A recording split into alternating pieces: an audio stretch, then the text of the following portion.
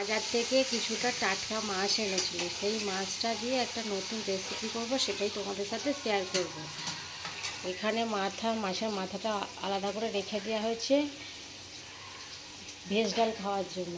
এখানে তোমার ওই যে বললাম না নতুন রেসিপি, পটল আলু সেটা আলাদাভাবে ভেজে রাখা হয়ে গেছে। এখানে আমার কড়াইতে পেঁয়াজ ভাজা হচ্ছে।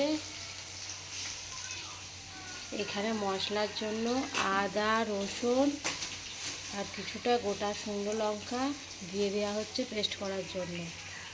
কিভাবে কি রান্নাটা হয় দেখবে, তোমরা এরমভাবে রান্না করবে, দেখবে খেতে খুব টেস্টি হবে। কিছুটা গোটা টমেটো দিয়ে দেওয়া হয়েছে পেস্ট করার জন্য।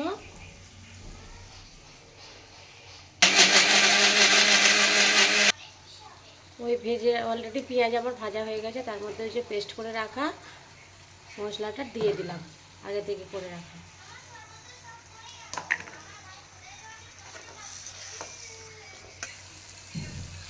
মশলা আমার এখানে কষানো হচ্ছে।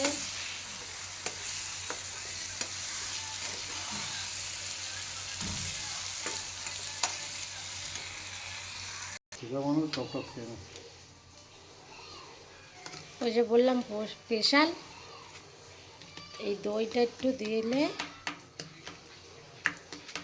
টেস্টটা আরও বাড়িয়ে আনবে। দইটা এখানে ফেটে নেওয়া হচ্ছে।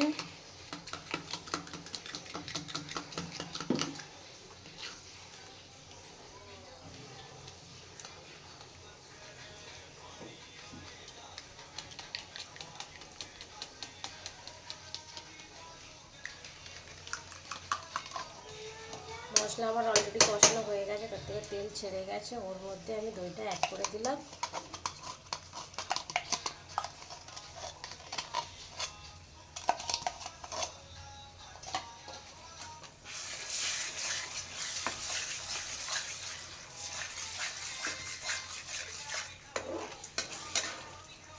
দইটা পড়ে গেল মানে টেস্টটা একদম বেড়ে গেল।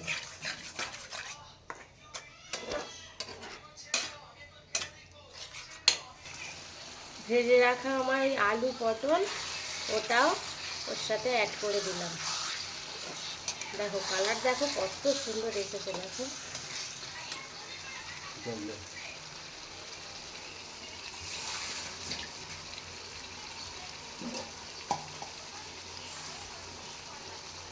কালারটা এর মধ্যে সামান্য আমি জল অ্যাড করছি, অল্প করে জল দিলাম, বেশি জল দিলাম না।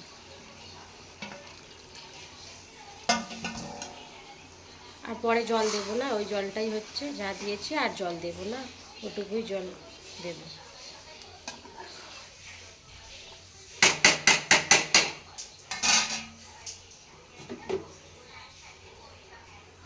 এবার ঢেকে দিলাম।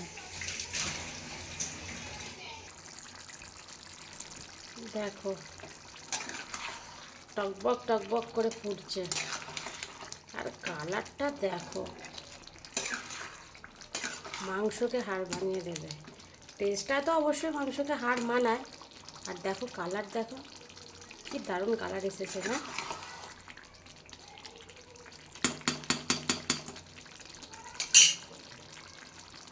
আবার ঢেকে দিলাম। গ্যাসের ফ্লেমটা একদম লো রাখলাম। এক এক করে এবার আমি মাছগুলো, ভেজে রাখা মাছগুলো ওর সাথে দিয়ে দিচ্ছি।